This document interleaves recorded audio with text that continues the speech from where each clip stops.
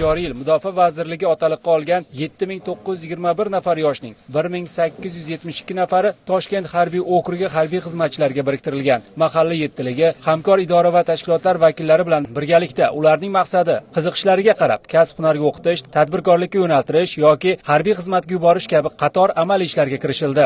Toshkent viloyati bo'yicha Toshkent harbiy okrugiga 265 nafar mas'ulga 665 nafar yoshlar biriktirilgan. Har biri bilan alohida uchrashuvlar o'tkazilib, o'rganildi va bayonomalar tuzildi.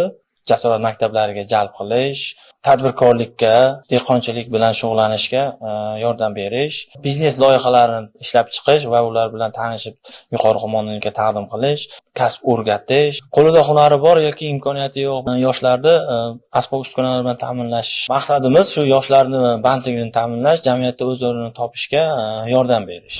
Angren shahridagi harbiy qism xizmatchilari tomonidan uyma-uy yurishlar orqali otaliqqa olingan yoshlar bilan yuzma-yuz muloqot qilinmoqda. Ularning taklif va tashabbuslarini o'rganish natijasida shakllantirilgan yo'l xaritasi asosida manzilli chora-tadbirlar ishlab chiqildi.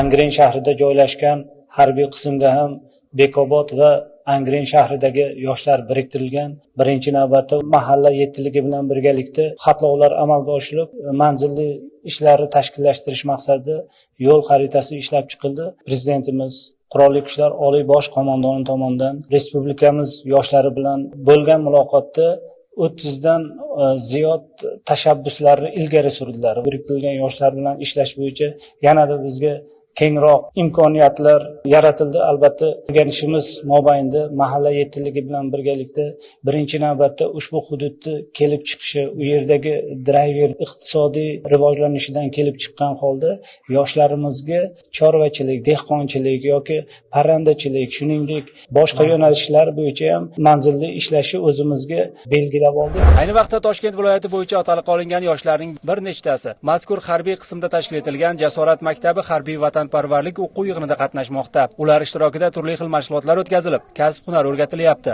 Vazirlik, idora va hokimliklar bilan hamkorlikda profilaktik suhbatlar tashkil etilyapti. Umrimda birinchi marta harbiy libos kiyib ko'rdim. Bunda bo'lgan o'zini mashaqqatlari, o'ziga bo'lgan ishonch, vatanga bo'lgan sadoqat odamni ortar ekan. Bu yerda birinchi navbatda tartib-intizom, shularga amal qilib, dars mashg'ulotlari, sport bilan shug'ullanyapmiz, kasb-hunarlarni o'rganyapmiz. Jasorat maktabini tamomlagandan keyin imtiyozli kreditdan foydalanib, kichik tadbirkorligimni boshlamoqchiman.